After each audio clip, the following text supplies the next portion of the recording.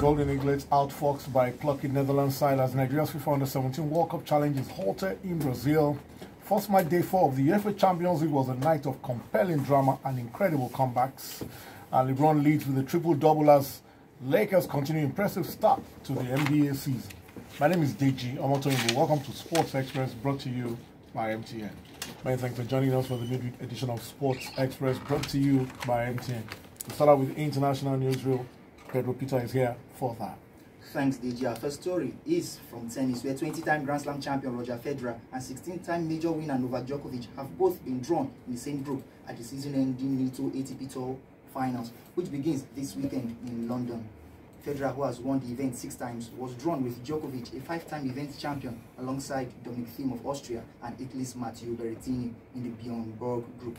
In the Andre Agassi group, world number 1 Rafael Nadal has been pitted alongside Daniil Medvedev of Russia, Stefanos Tsitsipas of Greece, and Alexander Zverev of Germany.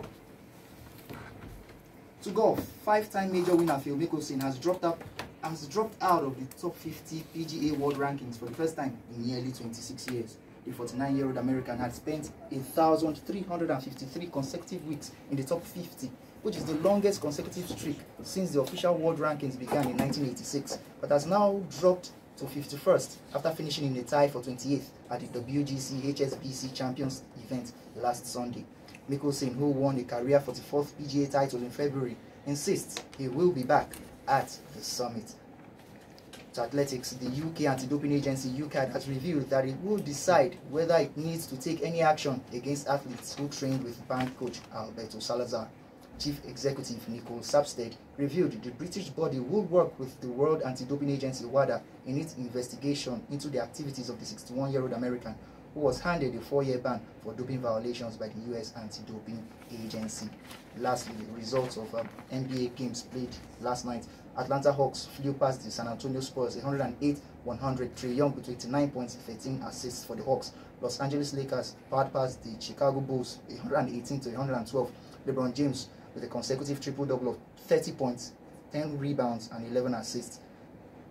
Oklahoma City Thunder powered past Orlando Magic 102-94. Boston Celtics beat the Cleveland Cavaliers 119-113. Denver Nuggets were too much for the Heat as they beat them 109-89. And lastly, Charlotte Hornets defeated the Indiana Pacers in overtime 122-120. Thank you, Pedro. That was the international news read. After the break, we've got something for you from MTN. Sports Express brought to you by MTN. Something new is happening with MTN. I've got Elizabeth Orji here with me. She's an analyst with MTN. Good morning, Elizabeth. Good to have you. Are you a sports fan? No, I suspected.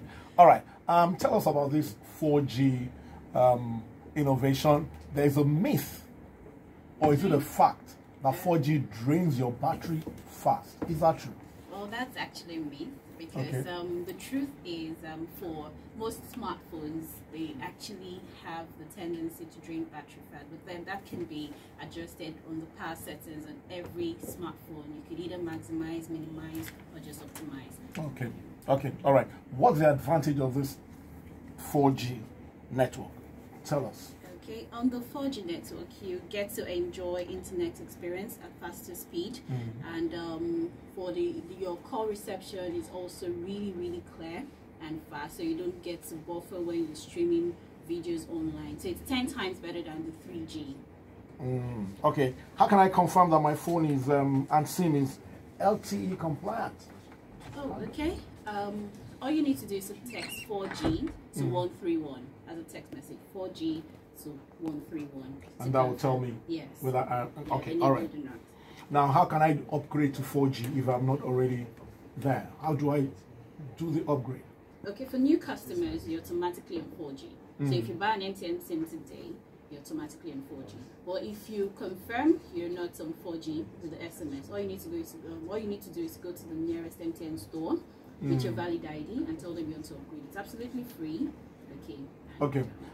Last line. Tell your customers whatever you want to tell them about 4G before you go.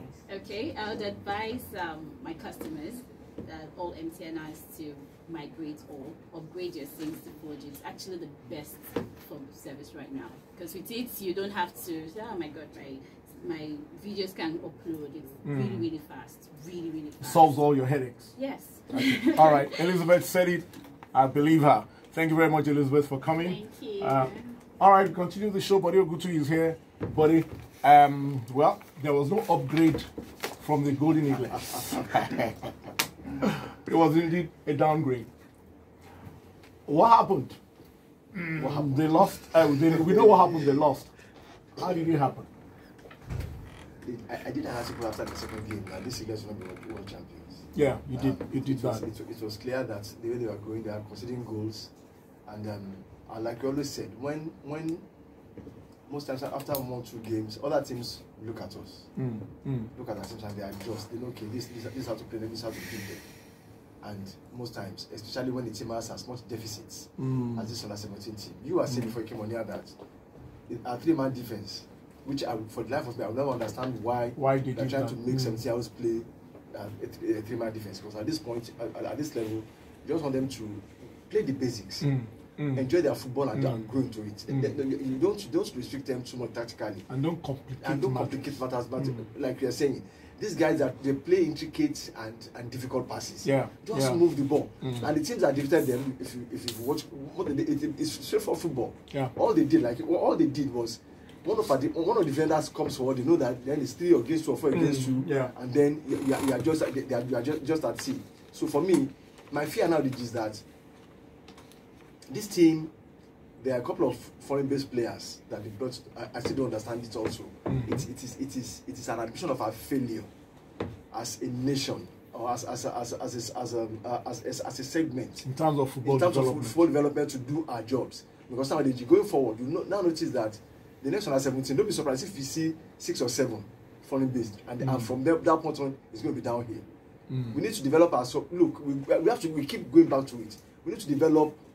From the bottom up. Yeah, it's as simple as that. I agree with you. Okay, we'll have more time to talk about this in the days on which come. Personally, I feel we need to look for players. We don't want to hold too much into winning at this level. But at the same time, when the deficiencies are there, when there are obvious lapses, we need to talk about it.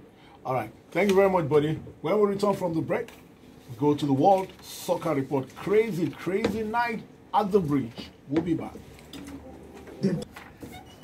Welcome back. It's the World Soccer Report on Sports Express, brought to you by MTN. Yemi Adesanya is here, back after a short break. How was Copa Lagos? It was great. It was great. It was fun. And I heard that Nigeria and Senegal beat Brazil. Yes. That was the only competition in the world. And 2 African teams beat Brazil in the same competition. Great stuff, guys. Well done. All right. Now let's go to action from Tuesday in the UEFA Champions League. Quickly, we'll rush through all the games. In Group E, Liverpool defeated Genk 2-1. And I had a start last night. That's the 9th time this season that Liverpool are winning just by the odd goal. They've developed the habit of scratching results. And you might criticize them, but it's a very, very good habit to be able to scratch out a result. 2-1 over Genk, Napoli 1-1 with Salzburg. In Group F, Barcelona were held at home by Slavia Prague. Great performance by Nigerian Peter Olayinka in that game. Peppered Barcelona defense all night. Dortmund came from 2 down to defeat Inter 3-2. Significant result. That. In Group G, Zenit 0, RB Leipzig 2. RB Leipzig looking very, very good indeed in this competition. And Lyon defeated Benfica 3-1. And in Group H, it was Valencia 4, Lille 1. Victor Osimhen with the goal, but Valencia pulled it out in the second half. And then the game of the night, 9-man Ajax drew 4-4 at the bridge. It was 4-1 to Ajax. It was 4-2. And then madness. 2 red cards. And I've never seen a team on 9 players make attacking changes and still continue to attack.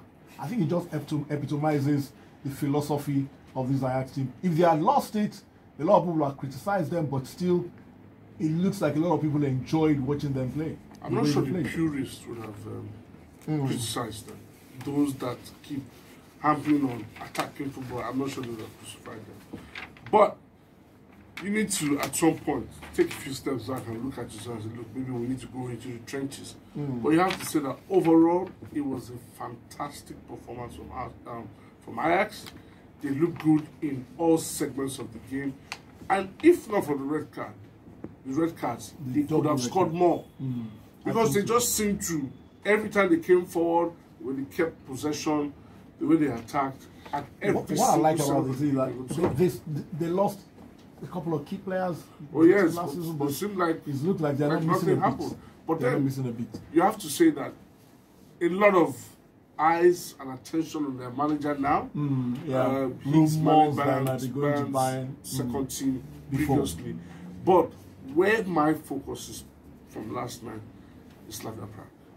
Yeah. I tweeted this morning that I think maybe since Inter under Jose and Bayern under Jupp Heynckes, somebody there reminding me of Rubin Kazan, I've not seen a team play at the Nou Camp that comfortably. The way they set up, they kept the high line at the Nou Camp. Remember how expansive the Nou Camp is? They kept the high line and they kept it through all through. The one fact, there was a point they played out from the back. And they look like Barcelona. They look like Barcelona. All right. One word, Inter though, what went wrong? They appear to be cruising. I don't know. Conte and his European blues. I said it here last week, 2 weeks ago when they played Dortmund, and I was heavily criticized. But hey, Dortmund found a way. Quickly, today's matches: Group A, PSG host Club Brugge, Real play Gala. Group B, Red Star play Spurs, Bayern play Olympiacos. Group C is Atalanta against Man City, Dynamo Zagreb against Shakhtar.